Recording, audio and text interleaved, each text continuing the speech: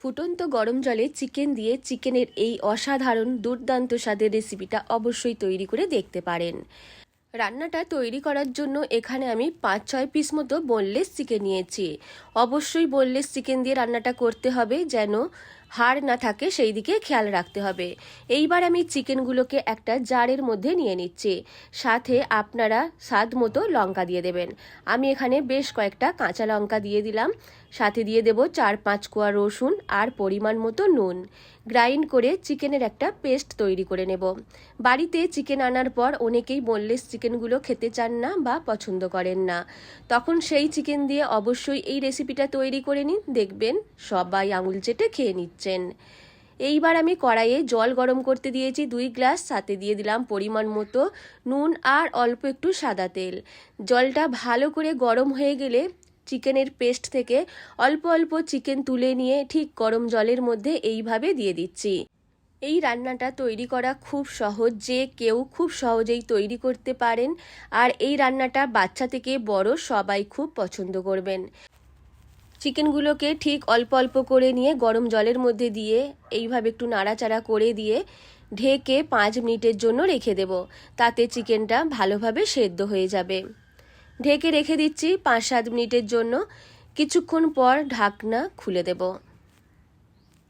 দেখুন চিকেন একদম ভেঙে যায়নি, একদম ঠিকঠাক আছে। আমি যেই সাইজের যেভাবে দিয়েছি ঠিক সেই রকমই আছে। এইবার আমি চিকেনকে জল থেকে ছেঁকে তুলে নেব আর জলটাকে আলাদাভাবে রেখে দেব পরে ইউজ করার জন্য।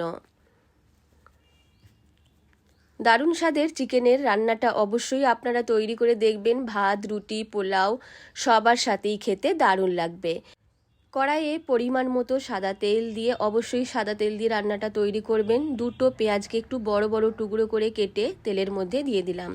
পেঁয়াজটাকে ভেজে নিচ্ছি, খুব বেশি ভাজবো না। হালকা রঙটা চেঞ্জ হলেই 2টো টমেটোকে একটু বড় বড় টুকরো করে কেটে দিয়ে দিলাম। টমেটোকেও পেঁয়াজের সাথে মিশিয়ে ভেজে নিচ্ছি। পেঁয়াজ আর টমেটো ভাজা হয়ে গেলে এর মধ্যে দিয়ে দিচ্ছি কয়েকটা কাঁচা লঙ্কা। কাঁচা লঙ্কাকেও কয়েক সেকেন্ড ভেজে নেব। খুব সুন্দর কাঁচা লঙ্কার একটা গন্ধ আসবে। সাথে দিয়ে দিলাম প্রায় 1.5 চামচ মতো আদা, রসুন, কাঁচা লঙ্কা বাটা। সব মশলাটাকে মিডিয়াম ফ্লেমে কিছুক্ষণ নাড়াচাড়া করে ভেজে নিচ্ছি। কিছুক্ষণ ভেজে নেওয়ার পর এর মধ্যে দিয়ে দেব চিকেনের যেই টুকরোগুলোকে সেদ্ধ করে তুলে রেখেছিলাম জল থেকে ছেঁকে, সেই চিকেন দিয়ে দিচ্ছি। চিকেন দিয়ে দেওয়ার পর মশলার সাথে 2-3 মিনিট মতো কষিয়ে নেব। আর আপনারা অবশ্যই ঝালটা নিজেদের স্বাদ মতো দেবেন। আমি এখানে অল্প একটু লঙ্কা গুঁড়োও দেব। আমি একটু ঝাল ঝাল রান্নাটা তৈরি করছি, তাই লঙ্কার পরিমাণটা একটু বেশি দিচ্ছি। আপনারা যদি লঙ্কা বেশি পছন্দ না করেন তাহলে অবশ্যই কম দেবেন। ভালো করে কয়েক মিনিট কষিয়ে নেওয়ার পর দিয়ে দেব পরিমাণ মতো নুন, হলুদ, লঙ্কা গুঁড়ো। এই রান্নাটা কিছুটা চিলি চিকেনের মতো হলেও এটা চিলি চিকেন না। এইবার আমি পরিমাণ মতো নুন, হলুদ, লঙ্কা গুঁড়ো দিয়ে দিচ্ছি। খুব সুন্দর চিকেনটাকে দেখতে লাগছে আর খুব সুন্দর একটা গন্ধ আসছে। আপনারাও অবশ্যই এইভাবে চিকেনটা রান্না করে খেয়ে দেখবেন।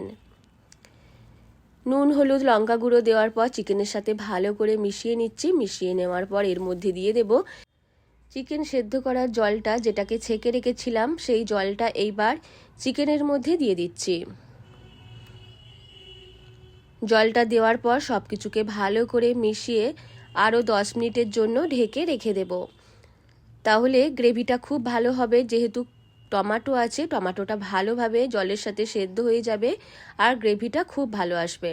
ঢেকে দিলাম। কিছুক্ষণ পর ঢাকনা খুলে দিয়েছি। দেখুন খুব সুন্দর একটা গ্রেভি এসেছে আর খুব সুন্দর একটা রং এসেছে। আপনারাও অবশ্যই চিকেনের এই রান্নাটা তৈরি করে দেখবেন। দারুণ স্বাদের চিকেন রান্না করতে চাইলে অবশ্যই কম সময়ের মধ্যে এই রান্নাটা তৈরি করে দেখবেন। আশা করি আপনাদের সবার খুব ভালো লাগবে। এইবার আমি অন্য একটা পাত্রের মধ্যে নিয়ে নেব।